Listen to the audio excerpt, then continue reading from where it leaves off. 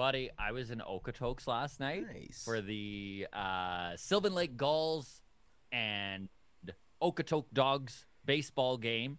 First time that the stadium has gone full capacity, obviously, with all the restrictions kind of being lifted here in Alberta. And my goodness, dude, a little Western Canadian Baseball League ball. It was so great, buddy. It That's was awesome. so surreal, man. Like to just be at a diamond and have all of these people there and like standing up and singing "Take Me Out to the Ball Game" in the bottom or the middle of the seventh. It was awesome, man. Man, that's so much better than my story. Because, like, for anybody that doesn't know, we're in Alberta. COVID is over here, right?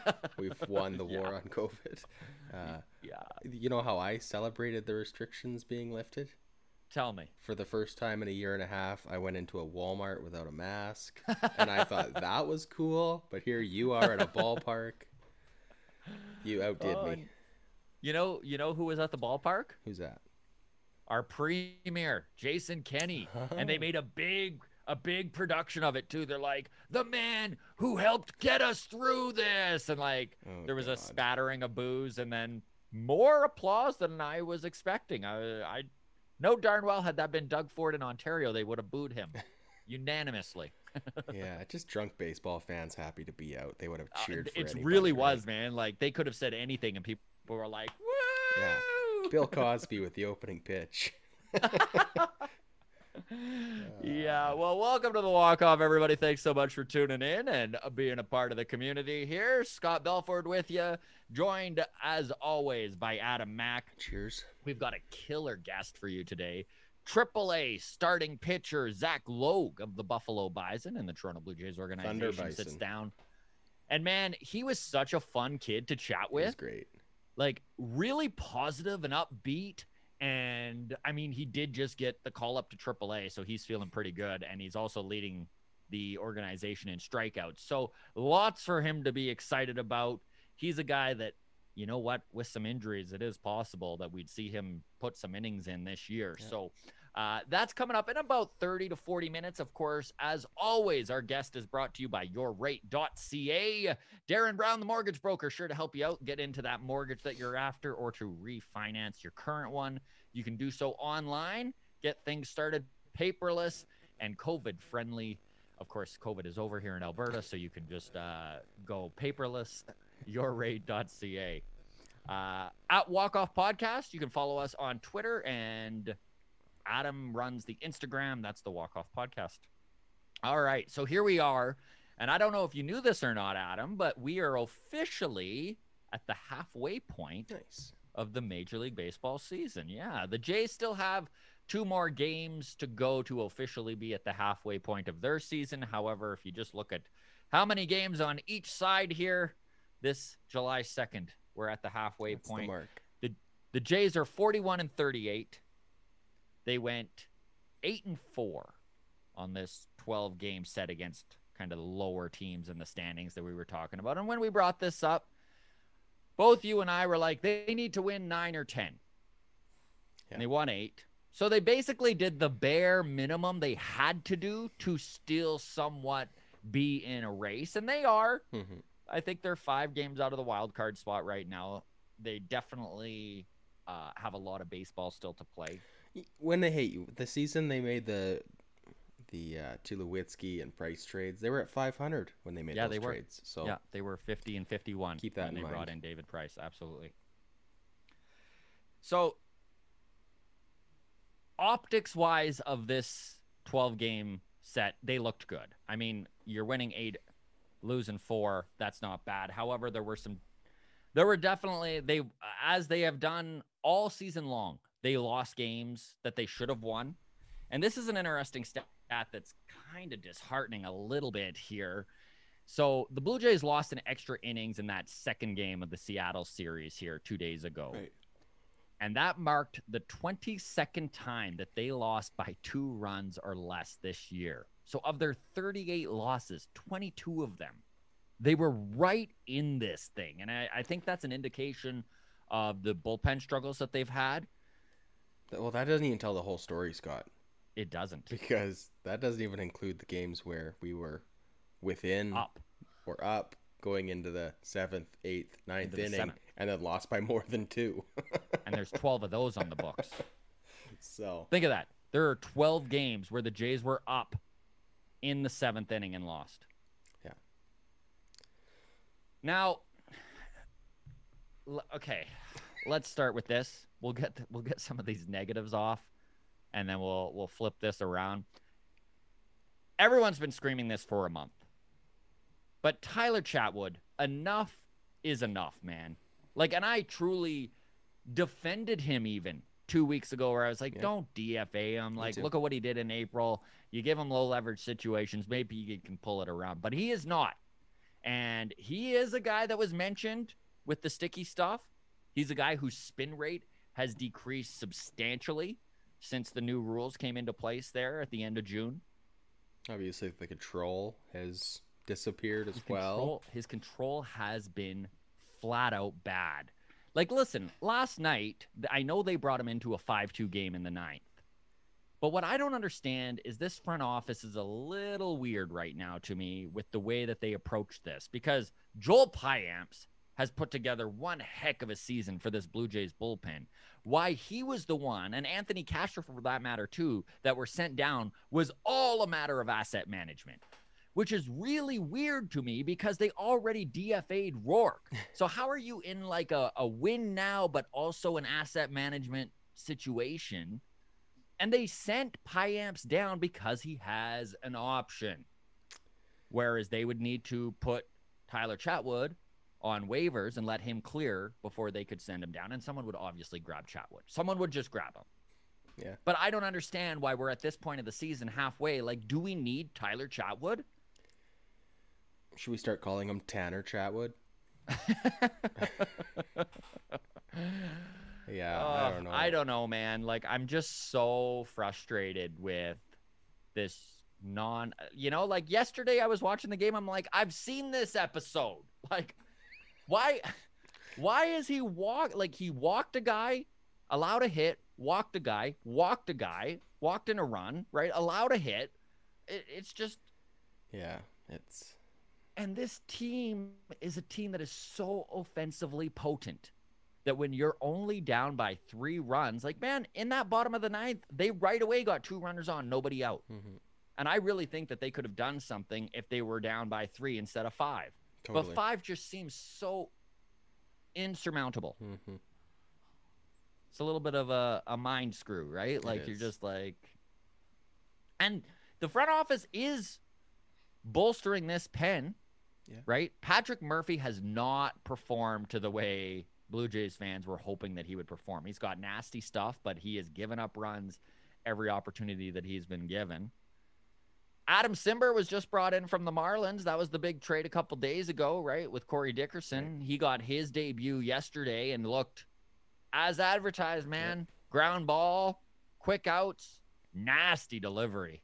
Oh, man, I love watching him pitch. Just the arm angle on his lowered slot is just a beautiful thing to watch. Mm-hmm.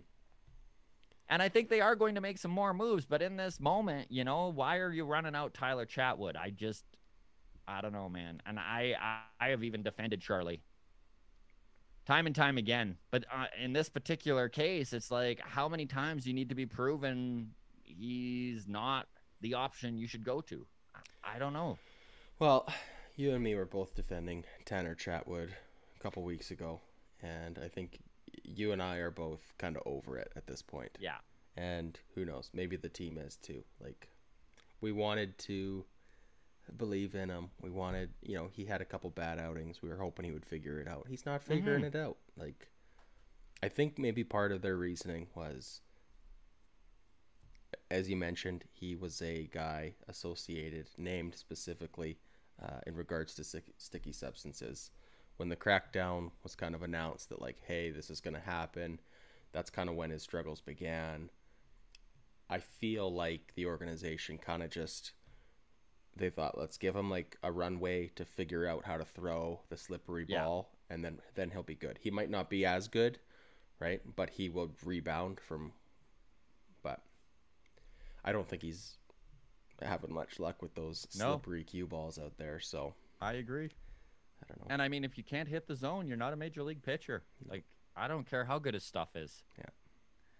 All right, let's shift gears here and go a little bit more positive. I do wish to talk Hyunjin Ryu. I know there's a lot of concern about him, and I kind of deep dived into what's going on with him over the last month, so we will talk that in a second here. But first, let's talk All-Star game because, oh boy, We're a third of the the old team. Toronto Blue Jays have 3 starters in that lineup. Tayoska starting in right field, and then you're going to see Vladdy starting at first. Of course, Vladimir Guerrero Jr. having an incredible season. Every Blue Jays fan is just thrilled with what that man has done in the last 12 months. Absolutely. And he won the most votes out of anyone at this All-Star game. He led the vote count, which is very cool. And then Marcus Semien also going to start as the second baseman for this American League team.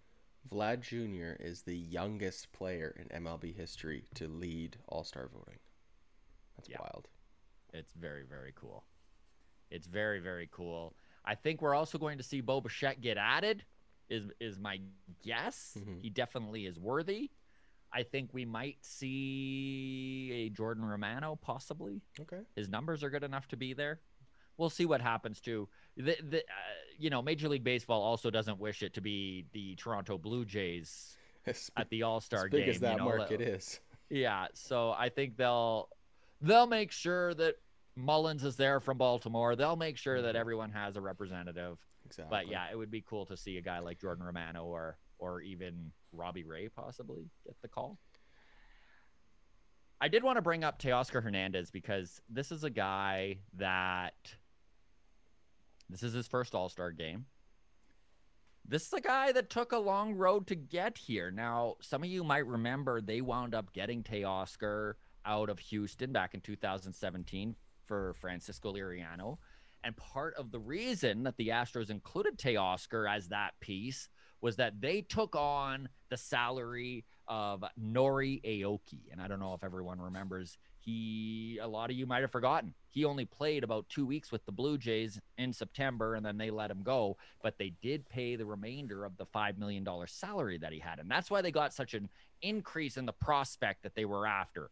And Tayoska Hernandez, obviously, 2021 All-Star, I think that worked out for him. Yeah. Now, I bring this up because there is a lot of talk about what the Blue Jays are going to do in the bullpen. And they've got some trade targets out there, and there are a couple ways that they can go about it. Now, I know Richard Rodriguez out of the Pirates system, okay? He's with the Pittsburgh Pirates. He's their closer, and he's killing it. He's been incredible all year. Now, he has had a few blow-up games recently, and there is some concern that maybe he's a sticky stuff guy as well. However, he is under control until 2024. He has incredible numbers. One of the top closing options out there. So what do the Jays need to do to get him? So they either need to give up some top-end prospects, probably a number something in the top 10 anyways, a so? CJ Van Eyck, and this is if you're just going to get Richard Rodriguez. Now, okay. I don't think that's the way that this front office is going to go. I think it's much more likely that they try to get Rodriguez by offering to pay a bad contract. Pick up a bad contract. Gotcha. Exactly. And of course, the one I'm thinking of with the Pirates is Gregory Polanco. He's owed $11 million this year, which is probably going to be about 5.5 if they were to acquire him right now. Right. And then he's got $4 million worth of buyouts over the next 2 years. Club options. Now, he's a left-handed hitter. You could put him on the bench, play the season out, because really the goal is Rodriguez. Right. That's the target. And then it's kind of like a Nori Aoki situation again, right? Right. The other option that is a possible that the Jays could try and do this, take on cash and give less prospect capital, is Ian Kennedy out of Texas. Now, the Rangers have no need for a closer of the quality that Kennedy is, who, again, is one of the top in baseball. And Ian Kennedy is a vet. right? He's 36 years old. He used to start way back in the day. He is developed and is crafty. Right. He's a guy that would be really great at the back end of this Blue Jays bullpen. And I think for them to get him, again, high-end prospects, or maybe you take on a Jordan Lyles, right, who has been a disappointment in Texas. He's owed $8 million this year, so the Jays would probably need to pay the $4 million, and I think he has a team option with $1 million buyout next year. So again, if the Jays are prepared to pay, let's say $5 to $10 million of a bad contract, I think they can get a high-end reliever for basically what they got Adam Simber for. Right. Right? A low-end prospect, whatever it is. Mm-hmm. A lottery ticket instead of giving away a Gabriel Moreno or something crazy like that, which I don't wish to see a top 10 guy go for a reliever. Of course. No. I don't care what the reliever is, personally. Yeah. I don't wish to see a top 10 prospect go for that. I agree. So those are some interesting options while we're talking trade options. Can we talk Kyle Schwarber for a second here? Because I just wanted to bring him up because he single-handedly has put this Washington Nationals team on his back the last month. They have been hot and find themselves 2 games back of the New York Mets for the lead in that NL East. Yeah, in the NL East, which means all of the Max Scherzer talk, all of the maybe we can trade for Kyle Schwarber talk, get real. Not gonna happen. They're sitting at the same record as we are right now, as the Toronto Blue Jays. Yeah, it would be like the Jays selling at this point. I don't think it's going to happen, especially considering they're so close to the division lead. Like the Jays are 5 games back of a wild card spot. No, exactly. The Nationals are a game in hand and 2 games back of the Mets. I just think that when it comes to trades, the Washington Nationals are now buyers, and they are now out of the realm of options for some of these other teams. No, you're exactly right. Okay, I want to talk Hyun-Jin Ryu here. Okay. So let's get into this a little bit. I know that there's some major concern about what's going on with Ryu. He has just not been himself the last 6 starts. These last 6 starts have been the worst 6 starts of his Blue Jays career. Now, when Hyun-Jin Ryu is slumping, he's still a very serviceable number 4 or 5 in almost every rotation. You know, like he's not all of a sudden a minor league pitcher when, let's say, like when Steven Matz was slumping and you're just like, this guy shouldn't even be in the league. What is he doing? But you watch Hyun-Jin Ryu and he's still putzing along at a little bit over a 4 ERA. Yeah, yesterday he struggled and gave up a few more runs, and this is what is going on. So I started deep diving into what his pitch selection has been and what's been going on.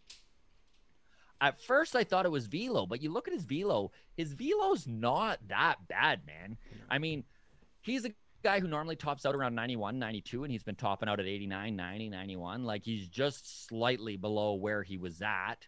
He's still throwing his fastball very well and locating it incredibly well, actually.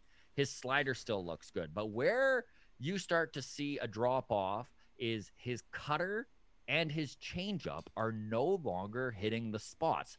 And if you look at the heat chart of his changeup and his cutter in April and most of May, and it's a masterpiece, right? Like it is just dotted all the way around that inside corner, just squeezing out strikes on the corner.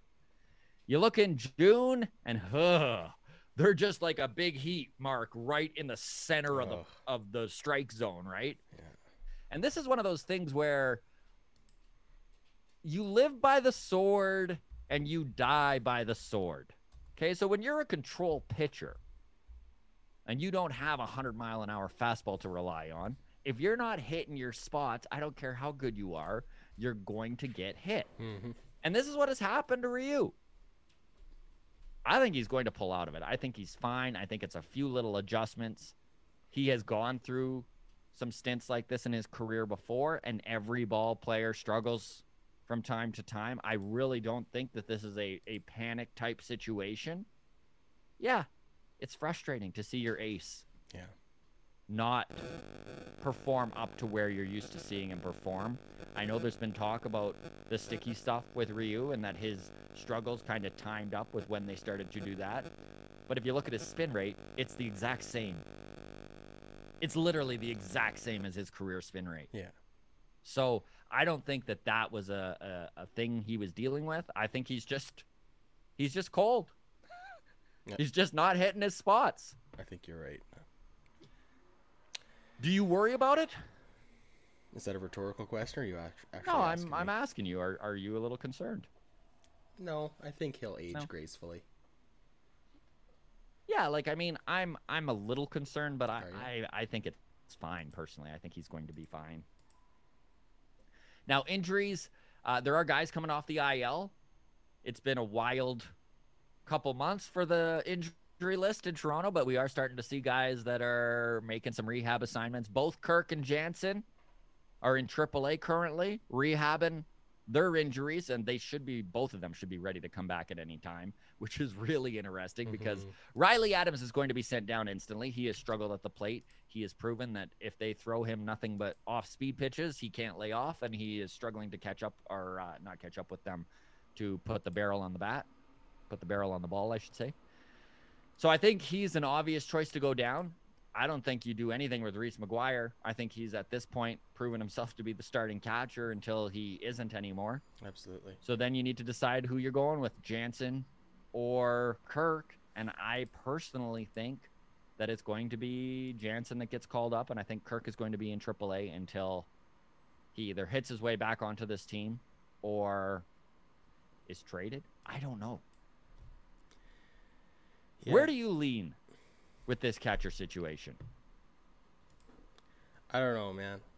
Yeah. I was never on the Kirk hype train. Mm-hmm.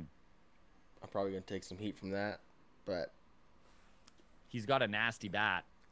He's a hitter. yeah, it was a small sample size too. Yeah. He didn't look good this year. I don't know. I never pictured him. He's a 21-year-old kid. I'm with you. Let's put him in AAA and make him hit his way onto the team. Yeah, I think that's what they're going to do. What it comes down to. Yeah. Ryan Barucki is now throwing to live hitters, which is big progress. He's almost ready for a rehab stint. That's going to be a nice relief to get Barucki back in the bullpen. And then Rafael Dolis is actually in AAA currently, rehabbing. I know there's a lot of Jays fans who don't particularly wish to see Dolis back in this bullpen, but I think he's going to be shortly. Like it or not, he's going to be back shortly. He's so much better than Tanner Chatwood. We have to admit He really that, right? is. Like it really is the truth, man. Like, say what you will about Dolis, but give me Dolis over Chatwood every single day. I mean, he's at the top half of our bullpen, right? It's Romano, Simber, Meza, Dolis. Yeah. When he's healthy, right? When he's healthy. So, And Saucedo has looked pretty good. that's true.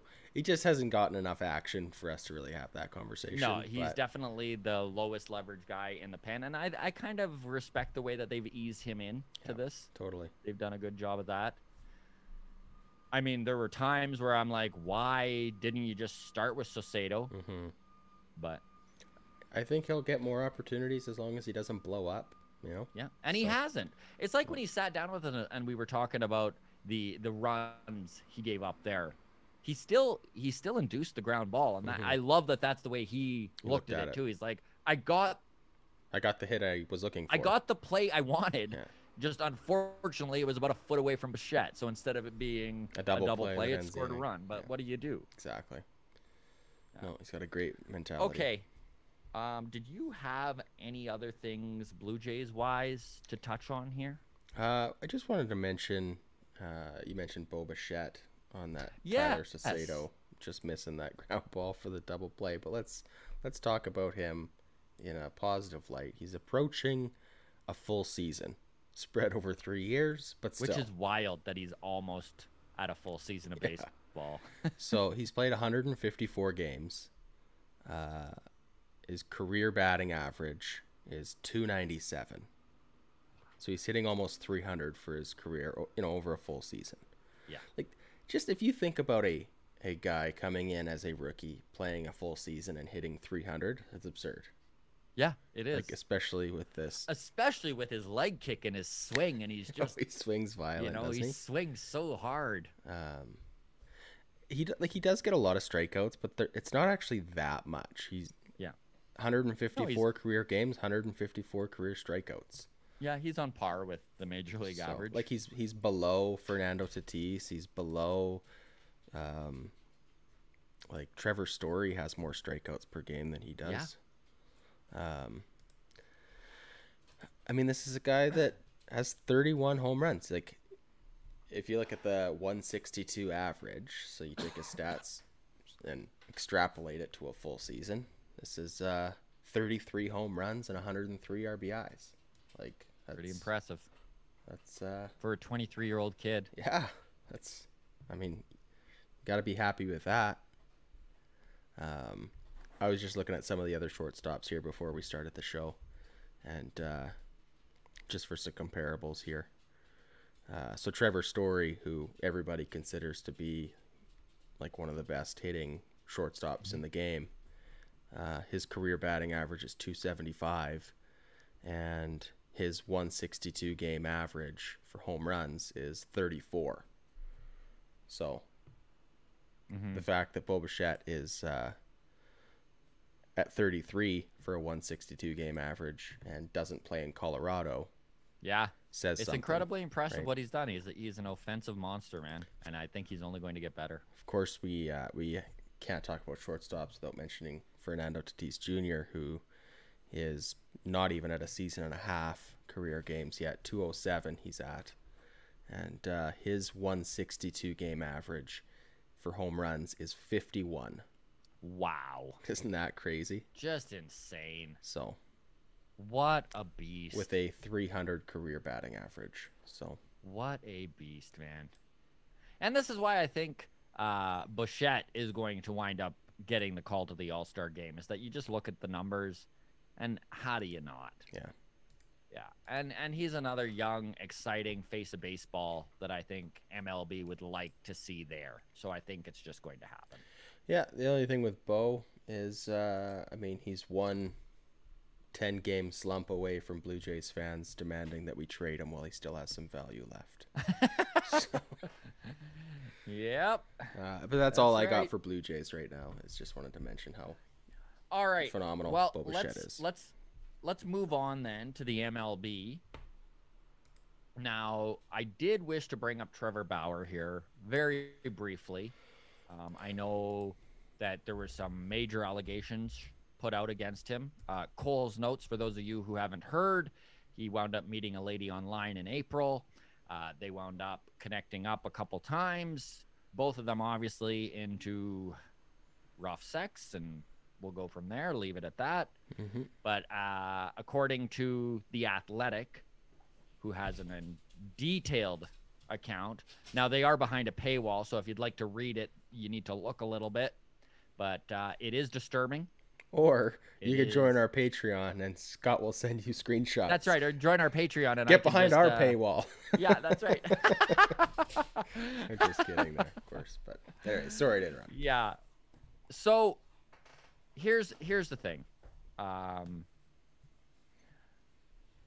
If this went down, like it said, and this lady obviously has texts and photos, and I mean, basically, without getting into too much detail, she was unconscious at a point, and he was still being rough, and like, you read the account and it's pretty disgusting. And if it went down exactly like it says it went down, Trevor Bauer should probably go to jail. He probably should be booted from baseball. It's in the court's hands right now, and it's really easy to, in the realm of public opinion, to already decide what is what. Mm-hmm. I don't wish to delve too much into that. One thing I did wish to bring up, though, is I did wish to mention that if this is the case, and this poor lady did go through everything that was stated she went through, this is not the time for Trevor Bauer haters to have your "I told you so" moment. Mm-hmm. this isn't the time to be dancing on Bauer's grave and making a big deal about it and throwing it in everyone's face who at some point either liked Trevor Bauer or defended him. I do wish to bring up that, like, just because he played a wrestling heel in the MLB, and, you know, you and I have talked about this, we loved Bauer's antics.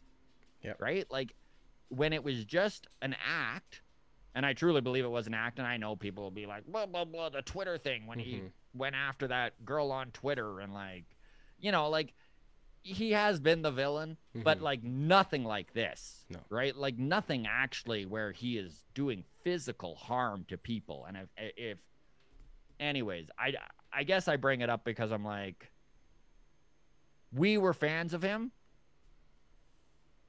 but he's also not our hero. And, like, if what went down is what went down, then hang the guy up. I never want to talk about him again.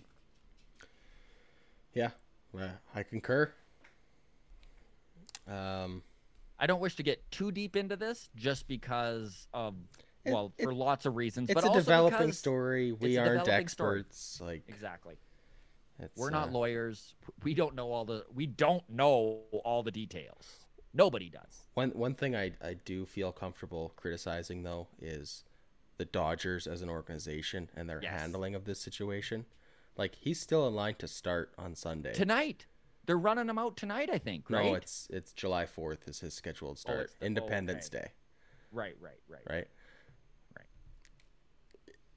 I mean, is there a presumption of, like, innocence until proven guilty? And, like, that's a tenet of the North American justice system and all that bullshit, I'm sure, right? But also, like, as an organization, silly move. Listen, there's even right in the MLB, I want to call it handbook or whatever, the rules in their CBA the union, guys are allotted without any question or concern a 14-day personal leave. Why even have that? This is the perfect example of why you should use that. Yeah, it's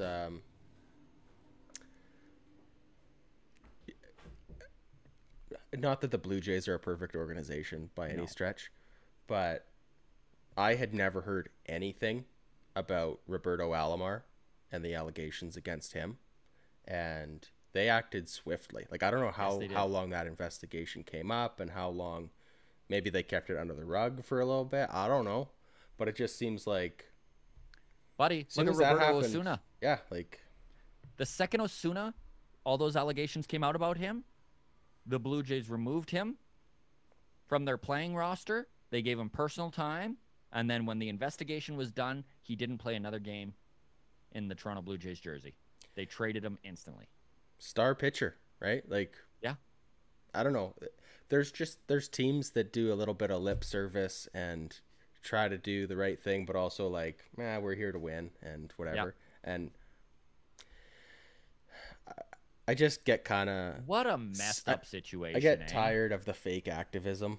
Yeah. You know, like the Yankees just pulled it this week with that 74-year-old Batgirl who wasn't allowed to be a Batgirl when she was a kid because of her gender. And it's like, just fucking fix shit. Like, don't do it for the PR stunt. Just do the right thing because it's the right thing. How about? I don't know.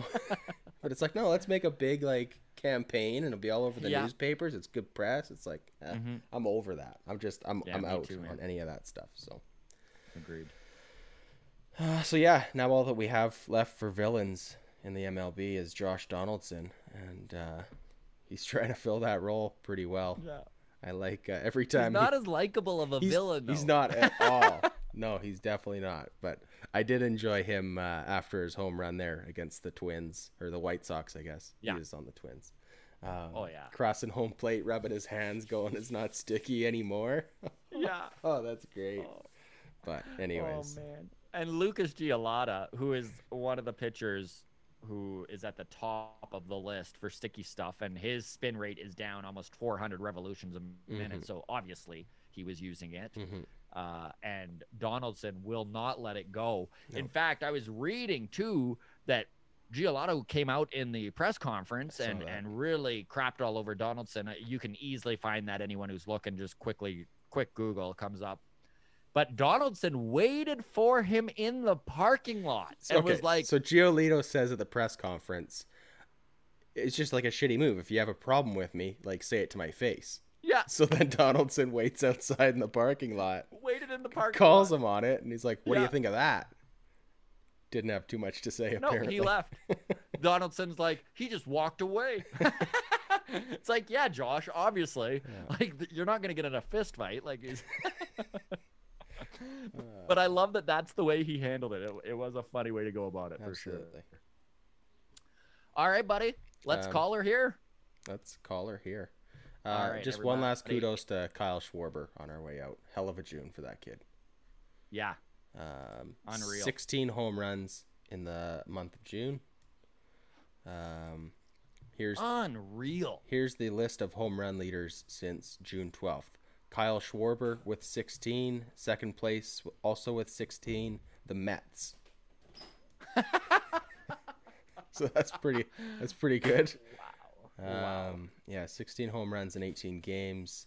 That ties the pace from Barry Bonds in 2001 and Sammy Sosa in 1998. Most home runs over an 18-game span. Most home runs in a 75 plate appearance span in MLB history. So 16 home runs in 75 plate appearances. That's more than Barry Bonds, Mark McGwire, or Sammy Sosa ever And hit. this is why Max Scherzer is going nowhere. Yeah. Absolutely. So Wow, those are incredible numbers. Yeah, Kyle Schwarber. Very impressive. Okay, we'll throw to our guest here, Zach Logue. Just a great chat. Lots of good stuff out of him.